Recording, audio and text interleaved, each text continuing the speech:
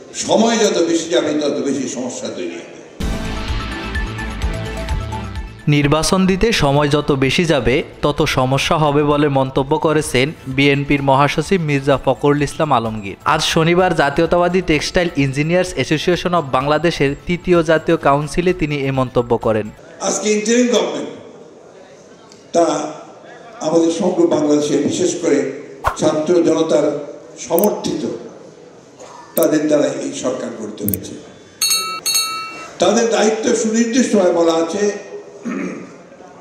যারা কি interim government অর্থাৎ একটা নির্বাচনের মাধ্যমে সরকার পরিবর্তনের পর্যন্ত তারা এই দায়িত্ব পালন করবে এবং ছাত্র জনতাই তাদের উপর সেই দায়িত্ব অর্পণ করেছে যে তারা কতগুলো মৌলিক বিষয়ে যে সমস্যাগুলো আছে সেই সমস্যাগুলোকে দূর করে সংস্কার সাধন করে একটা উপযুক্ত সুষ্ঠু নির্বাচনের পরিবেশ তৈরি করে দেবেন।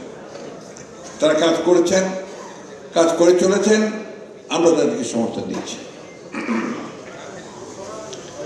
কিন্তু একই সঙ্গে কথা খুব স্পষ্ট করে আমরা বলতে চাই যে বাংলাদেশের মানুষের মূল যে আকাঙ্ক্ষা, সে আকাঙ্ক্ষা হচ্ছে একটা গণতান্ত্রিক রাষ্ট্রে, একটা গণতান্ত্রিক সমাজে সেই আকাঙ্ক্ষাটাকে বাস্তবায়িত করতে আমাদের যে সমস্ত সমস্যাগুলো সৃষ্টি হচ্ছে সেগুলোকে দূর করতে হবে। তার বেশি কিছু করতে গেলে সময় যত বেশি যাবে তত বেশি সমস্যা তৈরি হবে।